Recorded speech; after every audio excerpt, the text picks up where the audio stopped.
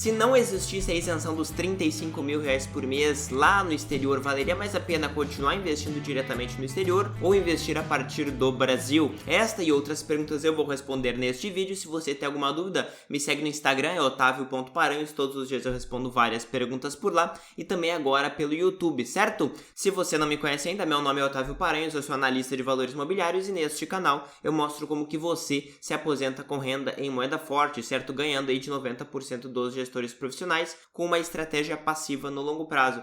Uma pergunta muito comum, né? Então, começando diretamente aqui, se não existisse aquele benefício daquela isenção de você vender até R$35 mil por mês de qualquer ativo que você tenha no exterior de maneira conjunta, ou ETFs ou ações individuais, ou até criptomoedas, por exemplo, se você vende esses ativos até 35 mil por mês, você não paga nada de ganho de capital porque você é isento. Com a proposta de reforma tributária, isto não ficou claro, certo? Não há uma clareza na proposta de reforma tributária em relação à modificação dessa isenção, então há uma incerteza, como sempre existe no Brasil na área jurídica, né? Mas se algum dia, eventualmente, nem que seja por outra reforma tributária, se esta isenção se acabar, né? O que acontece? Valeria mais a pena investir a partir do Brasil ou diretamente no exterior? Por isso eu gostaria de trazer esta tabela aqui para você, em que eu comparei, né, o investimento feito ou diretamente em ETFs nos Estados Unidos ou em ETFs irlandeses ou em BDRs brasileiras ou em ETFs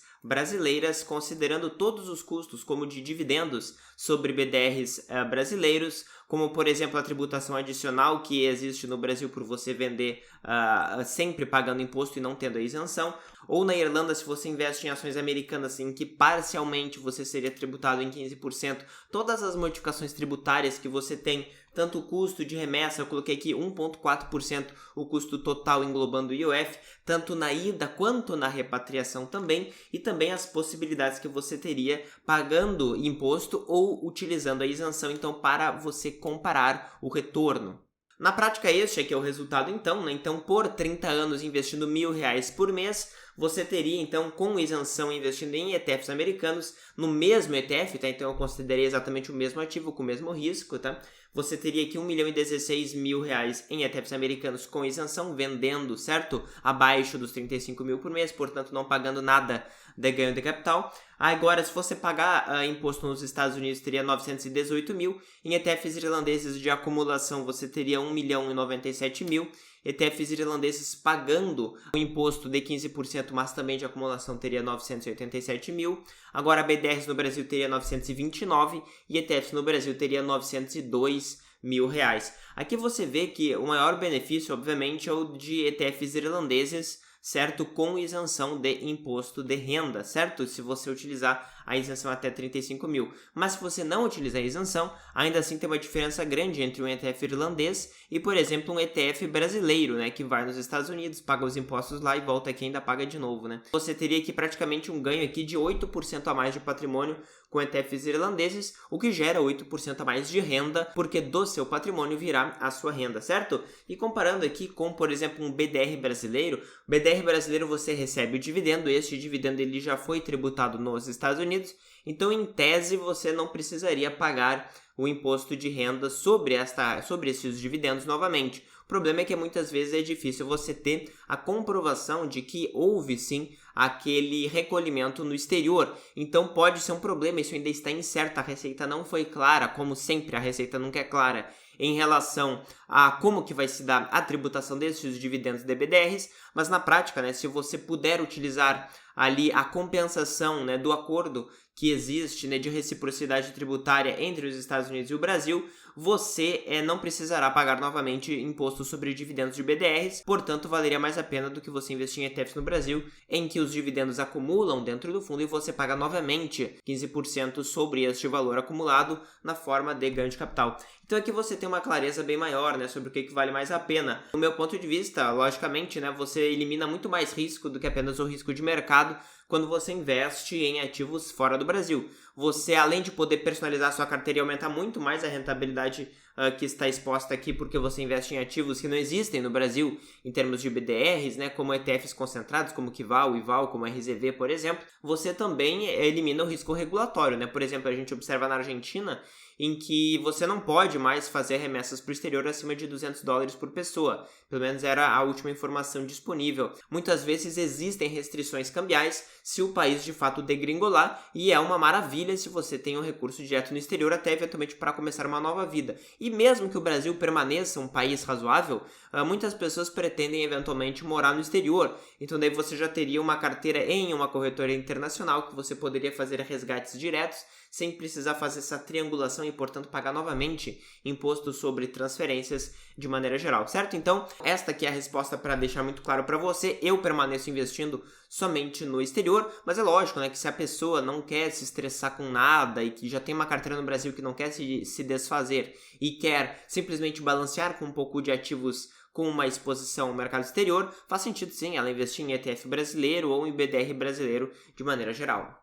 Outra pergunta que foi feita, desta vez feita pelo Silvano: 10% em previdência privada, rendendo ali a renda fixa, rendendo o CDI, uma renda fixa pós-fixada, como seguro para inventário, vale a pena? Sobre essa questão é bem interessante, eu pretendo fazer outros vídeos sobre previdência privada, até me coloca aqui nos comentários se você tem alguma pergunta específica sobre previdência privada, mas basicamente faz sentido sim você ter ativos em renda fixa por meio de fundos de previdência privada, porque eles otimizam a sua estrutura tributária, eles reduzem imposto sobre herança, porque você não vai ter mais a incidência, né, de 4 a 8% do ITCMD, que é o imposto estadual. Também não entra em inventário, portanto economiza aí um advogado, alguma coisa assim, economiza taxa e tributo que você pode pagar no cartório, e também ele acelera o processo porque de 30 a 60 dias você já obtém aquele recurso para os seus beneficiários. Certo? Então faz sentido, e não só 10% em previdência privada como seguro para inventário, mas a sua parcela de maneira geral que você colocaria em renda fixa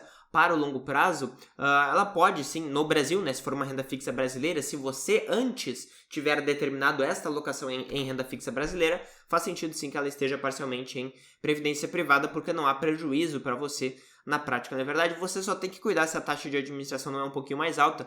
Em geral, aumenta aí 0,2%, 0,30% ao ano, para algo como 0,5%, como 0,70%, que nós observamos em algumas previdências privadas. Mas, de maneira geral, vale a pena, sim, tá? Mas antes de você colocar 10% como seguro, você tem que pensar se isso daí faz parte da sua macroalocação antes disso, beleza? Respondendo agora uma carteira do Ricardo, ele perguntou 35% em VO, 10% em VNQ, 10% em SCHD, 15% Sleeve, 15% EMV e 15% IVLU. Agora eu vou explicar para vocês em detalhes o que são cada um desses ativos.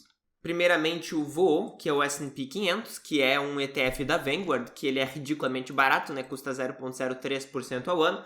Investe só em large caps nos Estados Unidos, com a maior parte em tecnologia de maneira geral. É um fundo que neutro, apesar de neutro, ele é um fundo de qualidade, tá? Quando a gente observa os níveis de rentabilidade operacional das empresas, é algo bem alto. Então, ele tem uma correlação alta também com ETFs de qualidade, como SPHQ, como o Qual, por exemplo. Outro fundo que ele investe agora a 10% é o VNQ. O VNQ ele segue o índice da MSCI de Real Estate, portanto imobiliário, nos Estados Unidos, com algumas restrições para não concentrar muito em REITs específicos. A diferença é que ele não investe em crédito, tá? Portanto, ele não é de mortgage REITs, ele é só de equity REITs. Portanto, somente aqueles fundos mais patrimoniais, aqueles fundos de exploração de fato física mesmo, certo? E ele é amplo no sentido em que ele atua aí sobre vários setores que não são clássicos, como residencial, como logístico e como comercial, né? Como lojas e escritórios de maneira geral. Ele atinge ali, por exemplo, fazendas, ele atinge infraestrutura eletrônica, tudo que se refere a antenas, por exemplo. Isso é o que eles chamam de Specialized REITs, ou seja, REITs especializados. Ele tem 38% nessa fatia de REITs especializados, então é uma alocação bem grande. Existem REITs mais concentrados somente no aspecto mais clássico, né, de REITs que desconsidera toda essa parte ali de publicidade outdoor, de antenas, de infraestrutura, de estacionamento, de cassino, tudo isso é desconsiderado em um ETF global, como por exemplo o REIT, certo? REET, que você consegue ter exposição também. Mas a gente não pode esquecer que essa alocação continua sendo uma alocação americana, certo? Depois vem o SCHD. O SCHD é um ETF muito barato, né? Custa 0,06% ao ano, e ele investe em qual índice, né? No Dow Jones US Dividend 100 Index. Quando a gente observa no que este índice ele investe, né, basicamente ele considera alguns critérios. 10 anos de pagamentos consecutivos de dividendos, portanto já tem um critério mínimo de qualidade aí. Depois ele investe em empresas que têm um mínimo de capitalização de mercado, né, com free float de 500 milhões de dólares, portanto são empresas que ainda são small caps, certo? Ele seleciona dentro deste rol mais amplo, mas o mais importante é o seguinte, ele dá uma nota para cada ação conforme esses 4 critérios aqui, que é basicamente o endividamento em relação ao fluxo de caixa gerado, portanto a capacidade que a empresa tem de pagar dívida. Depois o retorno sobre o patrimônio líquido. Este retorno sobre o patrimônio líquido ele acaba ali beneficiando empresas que têm intangíveis menores e capital tangível maior, portanto mais empresas industriais de valor de maneira geral. Também ele considera o dividend yield como um critério de seleção, portanto novamente tendendo um pouco ao fator valor e crescimento dos dividendos, certo? Então o crescimento dos dividendos ao longo do tempo, além do critério inicial que ele já tinha utilizado de 10 anos consecutivos de crescimento de dividendos. Daí ele dá uma nota para todas essas ações nos Estados Unidos e seleciona as 100 maiores ações, certo? E seleciona 100 maiores ações. E depois disso ele dá pesos pelo tamanho das empresas, portanto ele não é tão concentrado assim. Tudo que dá peso por tamanho da empresa não é tão concentrado, mas ele ainda aqui dá restrições de tamanho das empresas conforme os setores em que elas estão, aqui com limite de 25% da carteira total em um setor específico ou nenhuma ação podendo ter acima de 6%. Isso aqui já limita, por exemplo, a Apple, que é uma empresa que historicamente tem ali entre 4% e 6% nos últimos anos da carteira americana total neutra, né? Depois ele investe em Sleeve, que é um fundo de small caps de valor.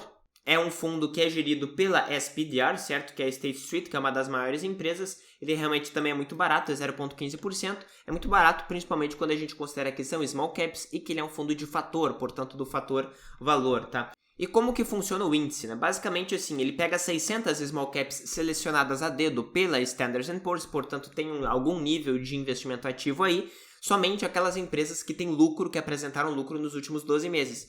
Como são empresas mais baratas, conforme nós vamos ver, elas podem ser empresas em maior dificuldade ou de crescimento ou de risco, né? Portanto, sim, elas poderão apresentar prejuízo em breve, em seguida, mas no momento da seleção, somente apresentavam lucro nos últimos 12 meses. Daí ele pega 600 empresas e ele seleciona aqui 3 fatias destas empresas, né? E depois ele seleciona 2/3 das ações mais baratas por múltiplos de preço, tá? Como preço sobre lucro, preço sobre valor patrimonial. Ele dá um peso um pouco maior para este último terço aqui e um peso intermediário para estas ações aqui no meio. Mas, de maneira geral, ele considera o tamanho das empresas para dar peso. Novamente, sempre que ele considera o tamanho, ele acaba sendo mais neutro, mais parecido com a média neutra do mercado, porque empresas maiores, mesmo que não tão baratas, terão um peso maior dentro da estratégia. Então aqui você vê que ele tem 70% nos Estados Unidos. Esse aqui já é um ponto, eu reduziria drasticamente isso daí, tá? Para na faixa de 50%. Hoje os Estados Unidos na carteira neutra global tem 57%, eu reduziria para aproximadamente 50%, certo? Aqui ele investe depois 15% em EMV. Este fundo ele é de mercados emergentes de baixa volatilidade, certo? O índice que a MSCI utiliza ele é um pouco nebuloso, assim, eles não falam exatamente como que eles selecionam as ações, mas de fato é um índice que tem uma volatilidade bem menor do que a média, tá? Quando a gente observa, por exemplo, o desvio padrão de 3 anos é de 14%. Para você ter uma ideia, o Ibovespa tem um desvio padrão ali em próximo a 30%, 28%, 35%. Então é o dobro de volatilidade que você tem quando você investe em ações brasileiras em relação a um fundo mesmo de mercados emergentes. E não é um fundo necessariamente caro, né? Na média das ações tem um PL de 19 para uma exposição global. Hoje em dia não é algo considerado relativamente caro. Quando nós pegamos a origem do índice da MSCI de mercados emergentes de baixa volatilidade, que é esta linha verde aqui, você vê que lá de 93 até hoje ele teria sentido uma rentabilidade superior à média neutra de mercados emergentes, com uma diferença principalmente a partir aqui desta retomada da crise de 2008, em que de fato teve um diferencial de retorno maior. Fora este período, tanto antes quanto depois, o desempenho foi muito parecido, certo? Mas apenas para você ver como ações de baixa volatilidade não têm necessariamente um retorno pior do que a média neutra. Você tem que considerar também que aqui ele não leva em consideração as taxas de administração, certo? Então isso daqui é importante porque em geral médias neutras são bem mais baratas, né? Fundos neutros, fundos que investem em todas as ações por tamanho, são muito mais baratos do que fundos de fatores como baixa volatilidade, por exemplo. Mas você não fica com uma performance pior no longo prazo. Tem vários artigos que buscam tentar justificar por que ações de baixa volatilidade não performam necessariamente pior, né? Um estudioso que tem um fundo de investimento holandês, né, que é o do Robeco, a gestora Robeco lá na Holanda, é o Pim van Vliet. Ele tem vários estudos sobre baixa volatilidade, é bem interessante, e basicamente o que ele alega, né? Primeiro ponto que nós já observamos que é uma redução de volatilidade média entre 15% e 45%. Portanto, 1/3 da volatilidade você consegue reduzir com essas estratégias de baixa volatilidade. O fator baixa volatilidade ele foi descoberto antes dos demais, aproximadamente em 1970, certo? Já havia, obviamente, indícios do fator valor e do fator qualidade, mas o fator baixa volatilidade medido pela volatilidade, pelo desvio padrão, né, já foi identificado já nos anos 70. Dentre os motivos pelos quais ações de baixa volatilidade performam tão bem ou melhor do que ações neutras de maneira geral, é porque cada vez mais participantes do mercado, especialmente fundos de pensão e fundos de investimento, têm mais medo de perder para a média do que perder em termos absolutos, né? Então, muitas vezes os investidores aceitam um risco maior para que a sua carteira, principalmente se for um fundo de investimento, se for um gestor ativo, ele fique em linha com a média neutra para que ele não perca para a média neutra, ou por questões emocionais ou cognitivas, ou também por questões profissionais, né, em que o fundo não pode performar abaixo da média, senão todo mundo vai tirar o dinheiro. Isso daí é padrão na indústria, certo? Então, muitas vezes, estratégias de baixa volatilidade ignoram a média neutra, né, e podem sim performar pior do que a média neutra por longos períodos, mas considerando que no retorno total eles teriam até um resultado melhor. Outro ponto também é que muitos investidores querem obter um retorno mais rápido, né? Portanto, encaram o investimento em ações como aquele investimento tipo loteria, né? Que de fato, comprando ações mais arriscadas, tendem a ter um retorno e esperam um retorno maior, o que não é verdade, isso não se comprova, e muitas vezes, portanto, ações de baixa volatilidade que não têm essa característica de ter uma rentabilidade rápida, elas acabam sendo subprecificadas e, portanto, performando melhor do que a média, porque elas estão sendo precificadas a um valor menor do que o que de fato elas tendem a entregar no longo prazo, por uma ausência ou uma redução da busca de participantes do mercado por estas ações. Apesar de ações de baixa volatilidade terem uma correlação com o fator valor, né, empresas mais baratas do que a média, isto nem sempre é verdade, certo? Por exemplo, em situações de crise, em que ações do fator valor, que são ações com maiores dificuldades, podem performar pior do que a média por alguns momentos, né, aquele momento da crise, ações de baixa volatilidade podem ter uma correlação com o fator crescimento,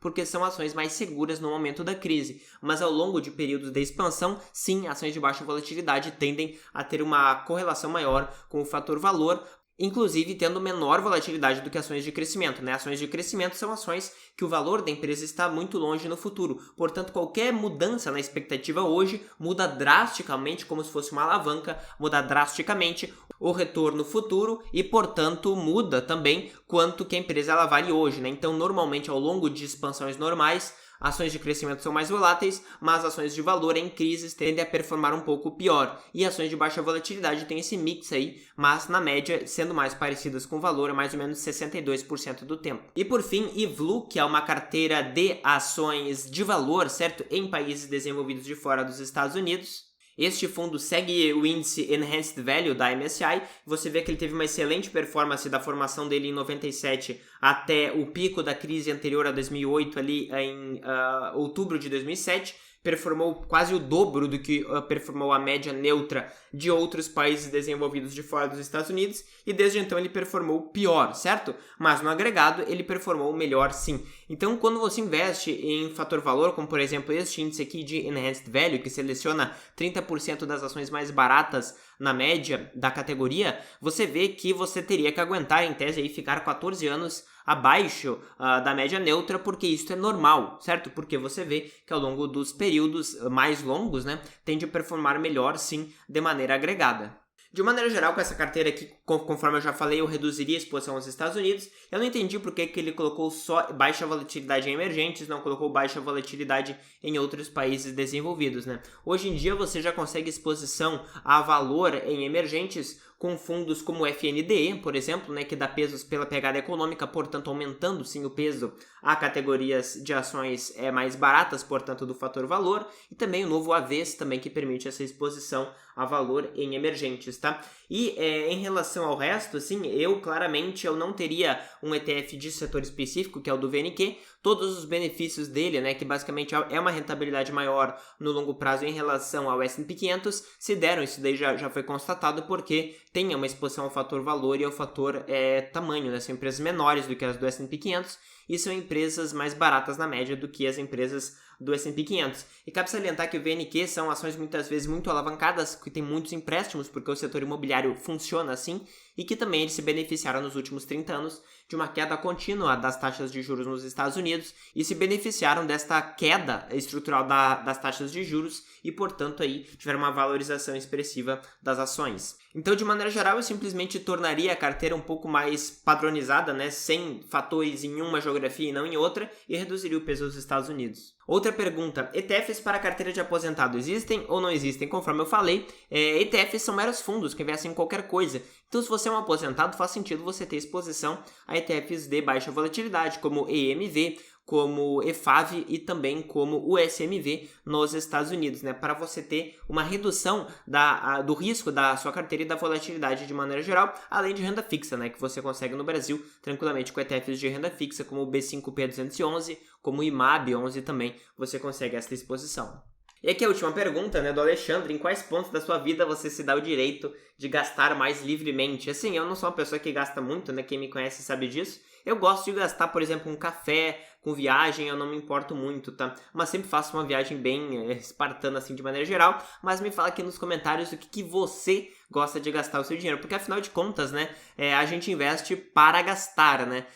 No longo prazo, de alguma forma. Eu não vejo muito sentido com aquelas teorias de que você deveria economizar um café por dia, você ia ficar milionário em 50 anos. Porque daí, milionário, pra que eu teria 1 milhão, né? Basicamente, pra poder comprar um café todo dia. Então, eu pretendo gastar com essas pequenas coisas da vida do dia a dia. Então me conta aqui nos comentários como que você pretende gastar o seu dinheiro, enfim, os pequenos prazeres que você tem. Se você gostou deste conteúdo, não deixa de dar um like no vídeo para espalhar esse vídeo para mais pessoas e compartilha esse vídeo, o link aí, no grupo do WhatsApp, da família, dos amigos, do grupo do trabalho, porque todo mundo precisa montar uma carteira global de aposentadoria e não ficar refém desta politicagem horrível que tem no Brasil e dessa incerteza absurda para a sua aposentadoria. Então não perde mais oportunidade, clica aqui no link de inscrição e também ativa as notificações para não perder nada que eu coloco aqui. Valeu!